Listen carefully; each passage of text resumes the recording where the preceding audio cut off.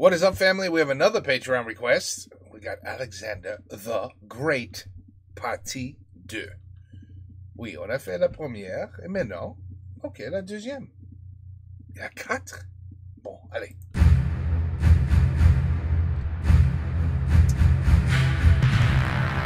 These are great, by the way. This is how history should be taught in the school system. Just like this. Non, vraiment.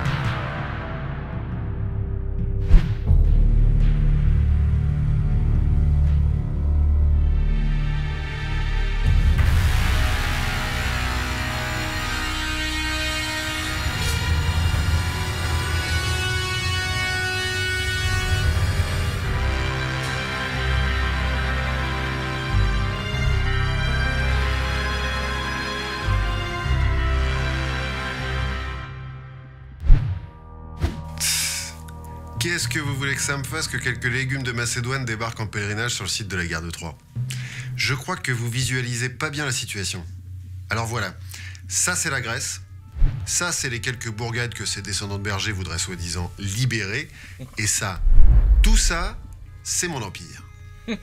Alors franchement, je vais pas m'en faire pour si peu. Ce gamin là, ce Alexandre, il vaut même pas la peine que je me déplace en personne. Je vais lui envoyer Memnon de Rhodes, mon chef des mercenaires grecs. Ouais, parce que faut pas croire, moi aussi j'ai des Grecs. C'est même une vieille tradition dans l'Empire. Les 10 000 de l'Anabase de Xénophon, ça vous dit quelque chose? Hein? Non? Bon, bah en tout cas j'en ai. Et qui sont bien contents de servir l'Empire en plus. Alors je vais les laisser régler ça entre Grecs. Mais laissez-moi plutôt vous parler de moi. Vous savez que ma vie c'est quelque chose. Un incroyable roman d'aventure, de danger, de suspense. Voyez-vous, j'ai été porté au pouvoir par Bagoas, un eunuque égyptien. Ce type avait empoisonné le roi Artaxerxès III et fait mettre à mort tous ses héritiers sauf un, Arcès, pour le mettre sur le trône sous le nom d'Artaxerxès IV et le garder sous son contrôle. Mais le Arcès, il sentait bien qu'il allait pas tarder à se faire zigouiller lui aussi. Donc il a voulu se débarrasser de Bagoas. Trop tard. L'eunuque l'a empoisonné à son tour et c'est moi, un cousin éloigné, qui l'a fait couronner roi des rois. Mais attention, moi je suis un guerrier. Sur le champ de bataille, j'ai terrassé en combat singulier un géant cadousien, un I know that guy. monstre de 2 mètres. Ah, je crois que je sais ce gars-là. Andre the Giant, baby. Pour cet exploit, j'avais été nommé satrape d'Arménie. Autant vous dire que j'ai plus de couilles que le Bagoas. Oui, enfin, je me comprends. On me la fait pas, moi. C'est pourquoi, voyant que je serais jamais son pantin, Bagoas avait fait préparer pour ma pomme une grande coupe de poison. Mais j'ai vu clair dans son jeu, et j'ai réussi in extremis à empoisonner l'empoisonneur. Alors, je vous avais bien dit que c'était palpitant, ma vie. Hein? Ouais. Darius. Vous vous en foutez complètement, c'est ça? Vous attendez juste de pouvoir reparler à ce Alexandre.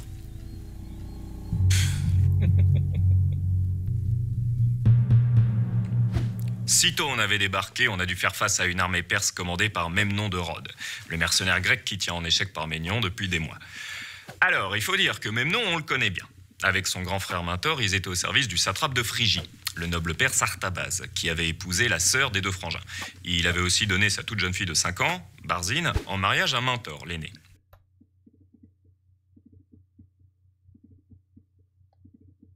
First of all, she don't look 5 there, but quoi? Mais ils sont des complètement fous back in these days, man. Completely crazy. Ouf. 5. Quelques années plus tard, Artabase et d'autres satrapes se sont révoltés contre le roi des rois, Artaxerxès III. Et après une défaite militaire, ils ont dû tous fuir la Perse. Mentor s'est réfugié en Égypte et Memnon avec Artabase et la petite Barzine. Devinez où ils ont trouvé refuge? À Pella, sous la protection de Philippe. Vous voyez qu'entre Perses et Grecs, les relations sont beaucoup plus compliquées qu'on l'imagine. Et pendant ses jours en Macédoine, Alexandre est devenu très ami avec la petite princesse perse. Même que ça aurait un peu flirté entre ces deux-là, que ça m'étonnerait pas. Ou alors, vu toutes les questions qu'il posait à nos invités sur la Perse, c'est pas tant la conquête de la fille que celle de son pays d'origine qu'il avait déjà en tête. En tout cas, quand le frère de Memnon, Mentor, est revenu dans les petits papiers de l'eunuque Bagoas, ils sont tous repartis servir l'Empire. Et à la mort de Mentor, la petite Barzine a dû épouser le frangin Memnon. Bref, avec ce gars-là, on est en terre inconnue. Il y aurait même, comme qui dirait, du passif. Et voilà qu'on se retrouve face à face de part et d'autre du fleuve Granique pour une première grande confrontation avec les forces perses. Fini les petites escarmouches avec le vieux Parménion. Cette fois, avec Alexandre à la barre, c'est une autre paire de manches. Comme à son habitude, Parménion s'est mis à conseiller la prudence à Alexandre. Il voulait temporiser, attendre un terrain plus favorable, bla bla bla. Alexandre lui a répondu qu'il n'avait pas franchi l'Hellespont pour être arrêté par un petit ruisseau de rien du tout. Et il a foncé tout seul, tête la première dans le fleuve, entraînant la cavalerie et toute son armée à sa suite. Ah, les gars en face, ils s'attendaient tellement pas à ça. On a pas mal galéré pour le traverser, ce fleuve. Il a fallu lutter contre le courant qui nous emportait, tout ça sous une pluie de flèches. Mais Alexandre a réussi à escalader le lit du fleuve avec Bucéphale. Et une fois que la cavalerie puis les phalanges en ont eu fait autant, on leur a roulé dessus allègrement. Bon, à un moment, il s'en est fallu de peu pour qu'il y passe, Alexandre. Il venait tout juste d'embrocher Mithridatès, le propre gendre de Darius, quand le général Rosacès s'est jeté sur lui et lui a flanqué un grand coup de Macaïra, la machette grecque, sur la caboche. Faut dire qu'entre sa pole position et son casque à aigrette, il passe pas vraiment inaperçu sur le champ de bataille, notre roi. Et voilà qu'un certain Mithridatès, satrape de Lydie ou de Ionie, je sais plus, a profité qu'Alexandre soit un peu déboussolé pour tenter de lui porter un coup fatal par derrière. Et c'est là que je suis arrivé juste à temps à la rescousse. J'ai bondi avec mon cheval et j'ai tranché le bras de ce Mithridatès pendant qu'Alexandre, de son côté, achevait Rosacès. Ouais, j'ai sauvé la vie de notre roi bien-aimé. Autant dire que j'ai sauvé tout le monde, parce que sans Alexandre, notre petite expédition était mal engagée. Thank you for your service, sir. Voilà, enfin, toute simplicité. Après la bataille, on a réduit en esclavage tous ces traîtres de mercenaires grecs qui combattaient pour les Perses. Et Alexandre a fait envoyer 300 boucliers ennemis à Athènes, avec écrit dessus « Une grande victoire pour tous les Grecs, sauf pour les Lacédémoniens ». Eh oui, parce que Sparte, la Ligue de Corinthe, tout ça, mais enfin, vous savez déjà. Et après ça, on a fêté dignement notre victoire par une grosse fiesta avec coupe d'Héraclès à boire cul sec et tout et tout.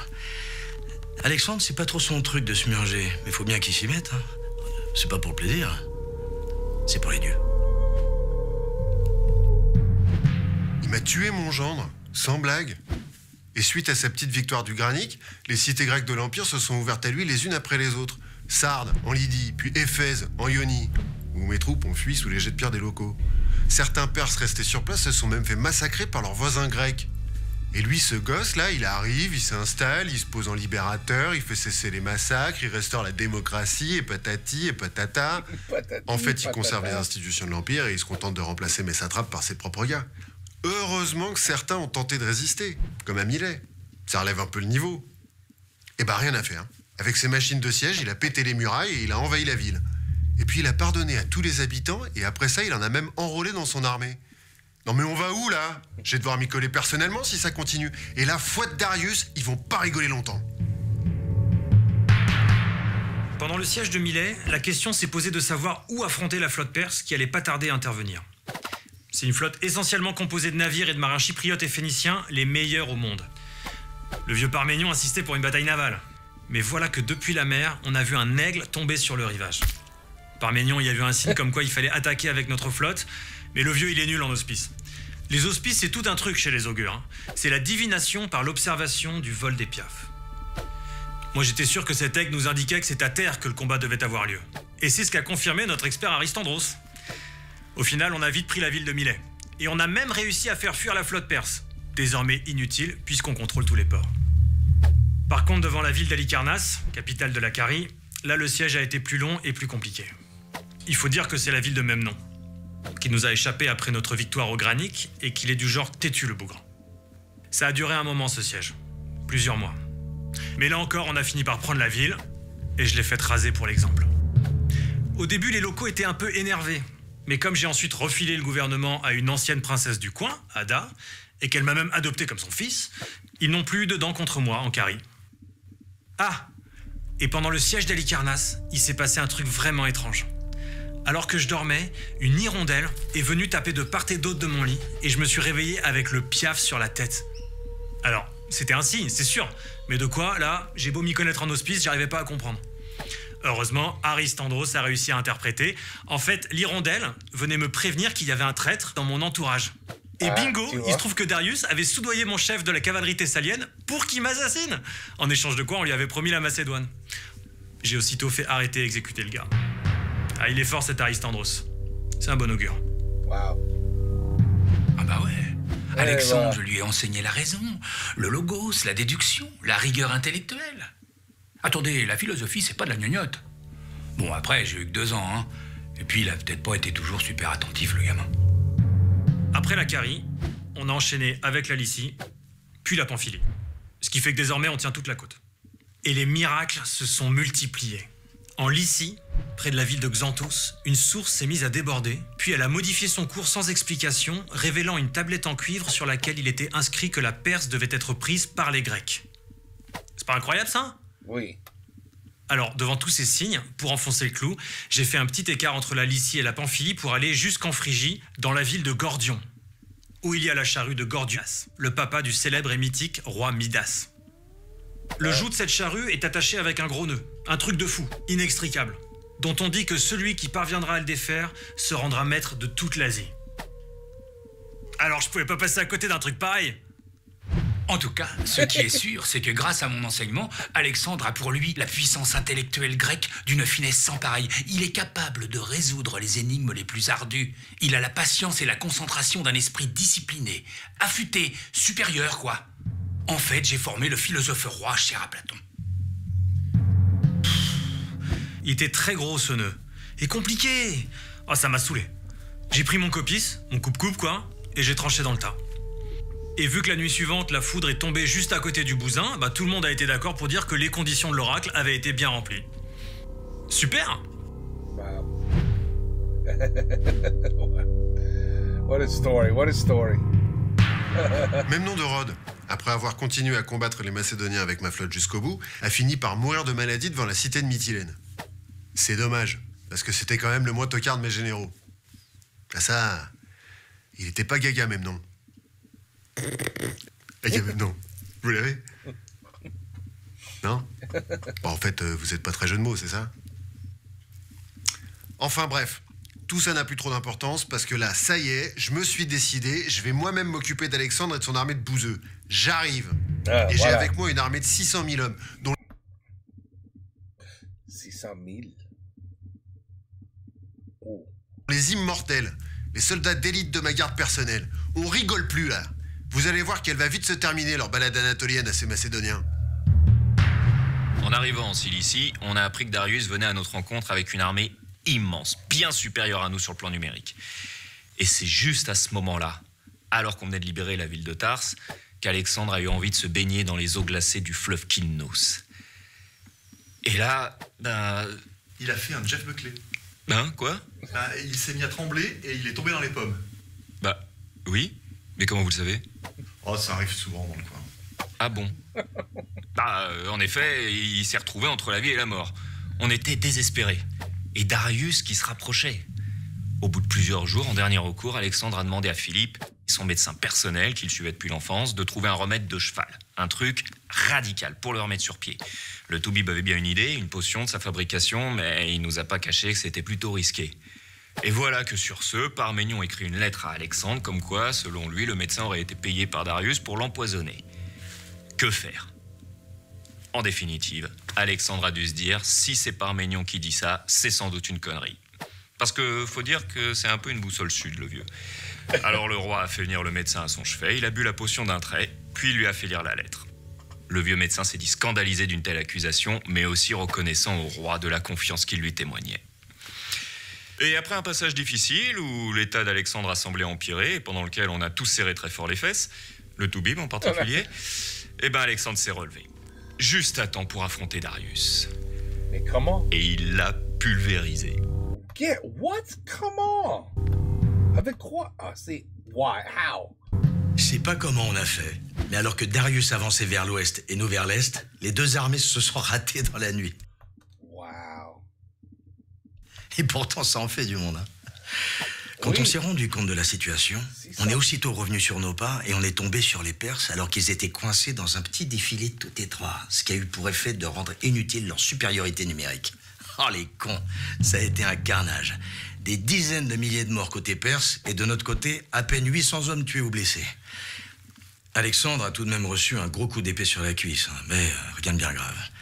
Quant à Darius, terrorisé à l'idée d'être capturé, il a sauté de son char sur un cheval et il s'est enfui la queue entre les jambes. Wow. Avec cette victoire, c'est toute la Syrie et la Phénicie aussi qui s'offrent à nous jusqu'à l'Égypte. Oh my God. À ce rythme, c'est sûr. Dans un an à tout péter, on est de retour en Macédoine. Mais c'est pas possible, non mais c'est pas vrai. Il a le cul bordé de nouilles, ce mec. On était 10 fois plus nombreux. Et j'ai fui. Comme une merde. Et le pire, c'est que j'ai dû abandonner sur place mon campement. Avec ma femme, mes enfants, et même ma mère.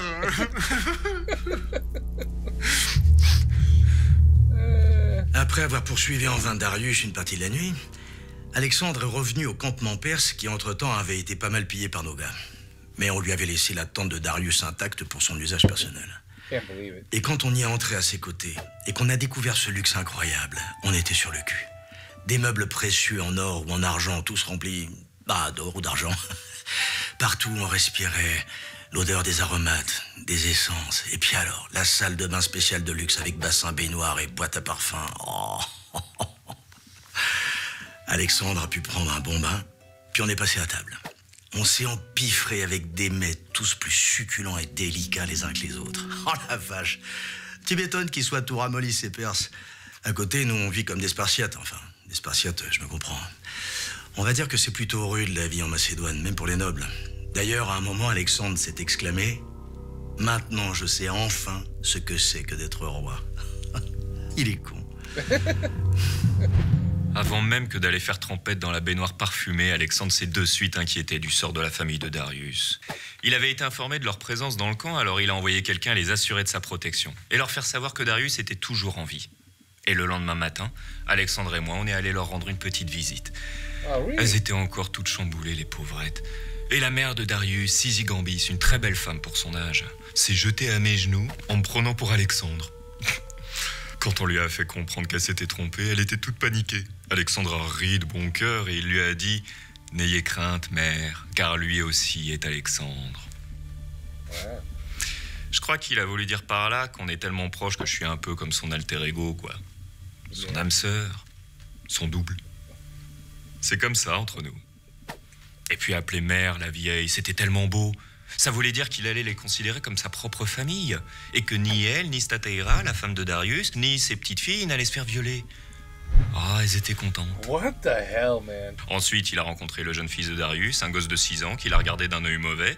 Et Alexandre a dit « Celui-là a déjà plus de courage que son père. » Il lui a fait un gros poutou et a promis que le gamin recevrait l'éducation qui sied à un prince.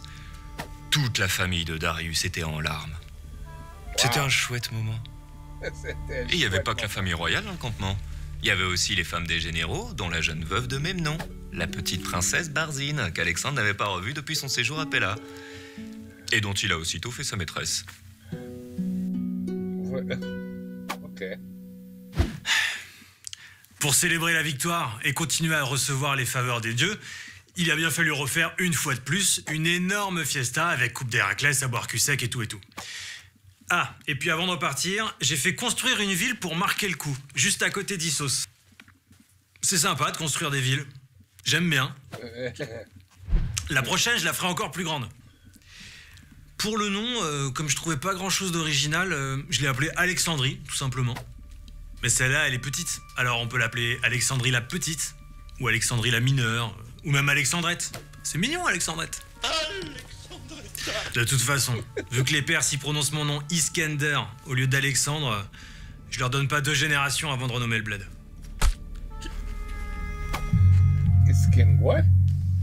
Sur le chemin de l'Égypte, les villes se sont rendues les unes après les autres sans moufter. Et puis voilà qu'en territoire phénicien, alors que tout se passait pour le mieux, les habitants de Tyr, la capitale, se sont sentis obligés de résister sous prétexte que leur cité est isolée sur une île et réputée imprenable. Mauvaise idée. Faut pas tenter Alexandre avec des défis à la con comme ça. Ah ouais, c'est une île. Eh ben, qu'à cela ne tienne. Il a carrément fait construire une immense jetée pour relier l'île au continent et amener nos tours au plus près des remparts. Une entreprise titanesque. Mais vous savez quoi? Chaque nuit, Des plongeurs tyriens venaient détruire ce qu'on construisait dans la journée et couper les ancres des bateaux. Et notre flotte avait beau encercler la cité, les navires phéniciens, eux, restaient bien à l'abri derrière les remparts dans le port. 7 mois qu'il a duré ce siège. Pendant qu'on construisait cette grande chaussée destinée à relier Tyr au continent, un énorme monstre marin est venu se frotter à notre ouvrage. Un gros machin qui crachait de l'eau par le sommet du crâne. Toujours est-il que quand les Tyriens ont vu ça, ils ont aussitôt décrété que c'était Poséidon qui envoyait de l'aide. Alors que nous, de notre côté, on a plutôt interprété ce signe en notre faveur. Les Tyriens ont fait la fête toute la nuit. Et au petit matin, ayant décoré leur navire de guirlandes et de fleurs, ils ont tenté une sortie en ouvrant grand les portes. Et on les a tous coulés. Comme quoi, avec les présages. Le plus important, c'est surtout d'avoir les meilleurs devins. Pendant le siège, Darius n'a pas arrêté d'envoyer des lettres à Alexandre. Il lui proposait de garder les provinces déjà conquises, d'épouser sa fille, et en échange de quoi on devait lui rendre sa mère et sa femme. Parménion trouvait que c'était un bon accord, et il a dit que s'il était Alexandre, il accepterait. Alexandre lui a répondu que lui aussi, s'il était Parménion, il accepterait. C'est l'humour molosse, ça. Ah, il a tiré la gueule, le vieux. Mais Alexandre, il va pas s'arrêter comme ça en si bon chemin alors que tout lui sourit. D'ailleurs, on a fini par prendre Tyr, et pour l'exemple, il a fait exterminer tous les Tyriens, afin que désormais plus aucune cité ne nous ferme ses portes. Eh ben, peine perdue. Juste après, c'est la ville de Gaza qui s'est mise en tête de nous résister. 2 mois de siège supplémentaires, avec en plus une belle frayeur, quand un trait de catapulte a traversé le bouclier et l'armure d'Alexandre. Lorsque Philippe, le médecin, a retiré la pointe, le sang a giclé comme jamais on avait vu ça.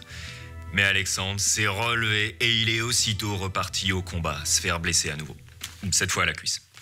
Vous pensez qu'avec ces 2 blessures qui en auraient tué plus d'un, il se serait posé un instant le temps de souffler? Eh ben même pas, il a continué le combat sans faiblir. Devant cette détermination, le chef de Gaza, un certain Baptiste, a fini par se rendre, comptant probablement sur la magnanimité d'Alexandre. Seulement, après s'être fait charcuter toute la journée, il n'était pas vraiment d'humeur indulgente, notre Alexandre. Il a chopé le Baptiste, lui a fait passer une corde au travers des talons et l'a fait traîner par un char jusqu'à ce que mort s'en suive. Un peu comme Achille avec le corps d'Hector suite à la mort de Patrocle. Sauf que là, le gars était vivant. Je me rappelle qu'avec les copains, on s'est dit « Oh la vache, dis donc, le chef de Gaza, il ramasse. » Après Gaza, on est arrivé très vite en Égypte, et là, j'ai été accueilli en libérateur.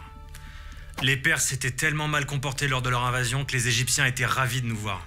En fait, depuis un moment, ils espéraient notre arrivée. Ils nous avaient même déjà envoyé un contingent de soldats pour nous aider à Issos. Ah, je vous dis pas la fête quand on a franchi le Nil. À Memphis, la capitale religieuse, j'ai procédé à plein de sacrifices au dieu Apis, et j'ai fait reconstruire les sanctuaires de Toutmès III à Karnak et celui d'Amenophis III à Luxor que les Perses avaient détruit. Et puis, quitte à être lancé dans la construction, j'ai commencé à chercher un lieu propice pour bâtir une nouvelle Alexandrie, beaucoup plus grande, et cette fois tournée vers la mer. Et voilà qu'une nuit, dans un rêve, un vieillard aux cheveux blancs est venu me parler d'une île sur la côte appelée Pharos. C'était Homère en personne. Et à mon réveil, on a vite trouvé l'île en question. Sur le rivage, juste en face, on a alors commencé à tracer à la farine sur la terre noire les contours de la future cité, en lui donnant la forme du traditionnel manteau militaire. La chlamyde. Du grec clamus, génitif singulier masculin, chlamydos, génital singulier féminin, chlamydia. Et là, sitôt on avait terminé de répandre la farine, que des nuées d'oiseaux de plein d'espèces différentes sont venus la dévorer. Alors vous me connaissez, j'étais troublé. Mais les devins m'ont vite rassuré. C'était en fait le signe que cette ville sera très peuplée par des gens venus du monde entier et que chacun y mangera toujours à sa faim. Alors j'ai aussitôt lancé les travaux. C'est une grande tradition en Égypte de faire construire tout un tas de trucs quand on est pharaon. Ah mais oui, mais parce que je vous ai pas dit. Quand j'étais à Memphis, je suis monté sur le trône, coiffé du fameux pshent, la double couronne symbolisant l'union de la Basse et de la Haute-Égypte, et devenant par la même le nouveau pharaon.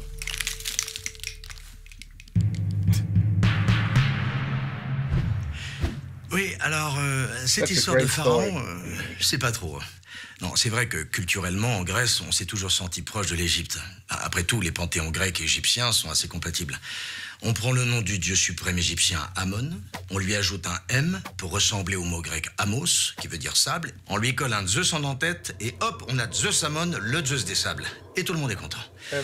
Mais de là à se faire couronner pharaon, c'est chaud. En plus, avec la coiffe, les bâtons et tout. Je me demande si c'est pas un peu de l'appropriation culturelle.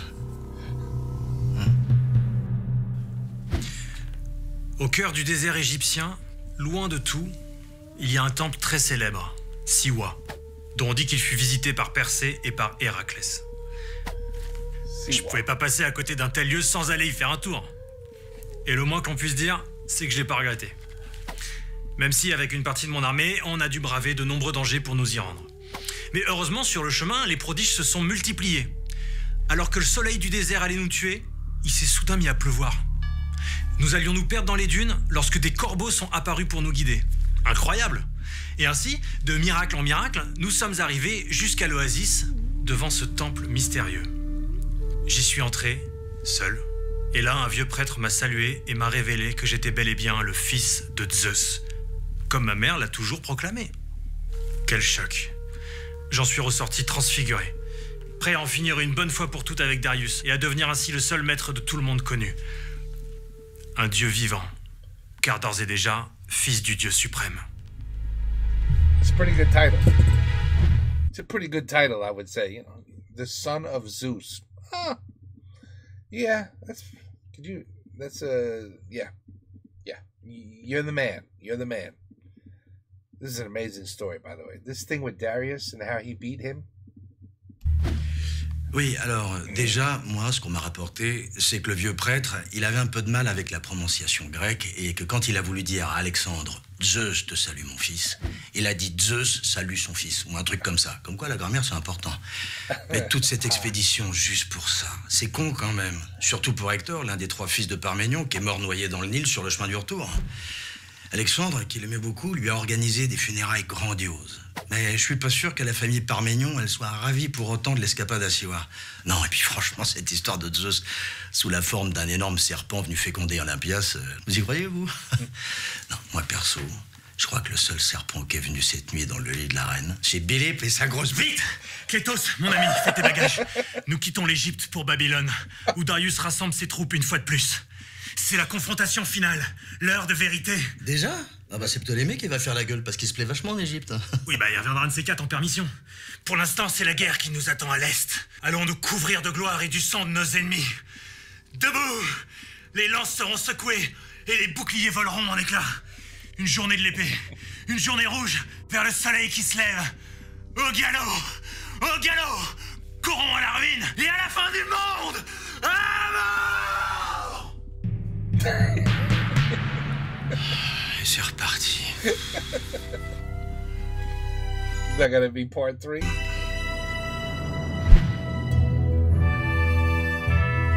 Here we. That's all they did anyway. Fight, fight, fight. War, war, war. Take over land. Take land. Swap.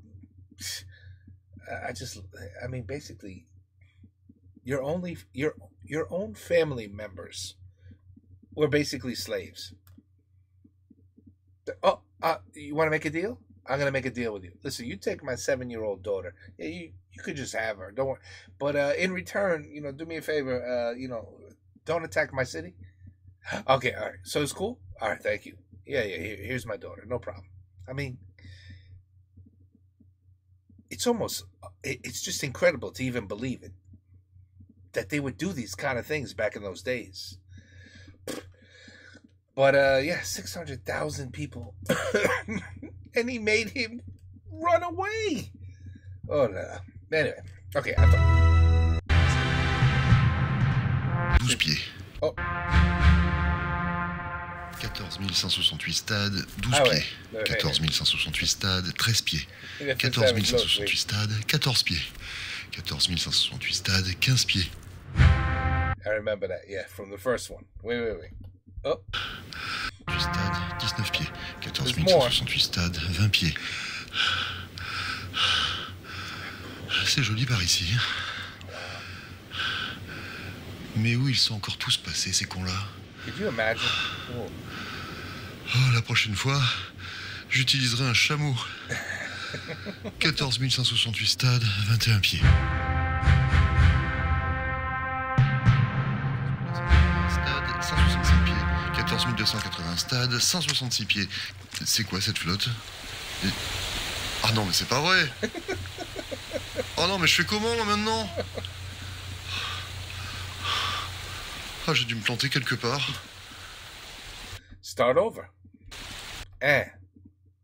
2, 3.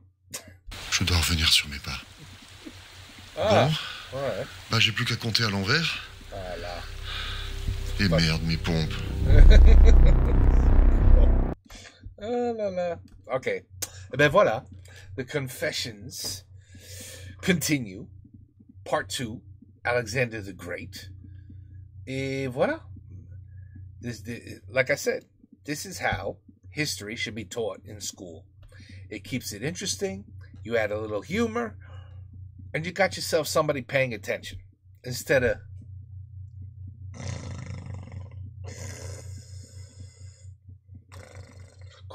What? The answer is 6. No? Merde. You know what I mean?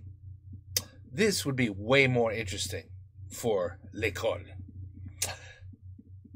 You guys should think about it. Seriously, think about it. Let's be excellent history teachers right here. Well, anyway, Alexander the Great, Part 2. Part 3, Part 4. I don't know. They're about to go into another battle. It's never ending. It's more fighting. So we'll see what happens. Take care. Peace out. À la prochaine.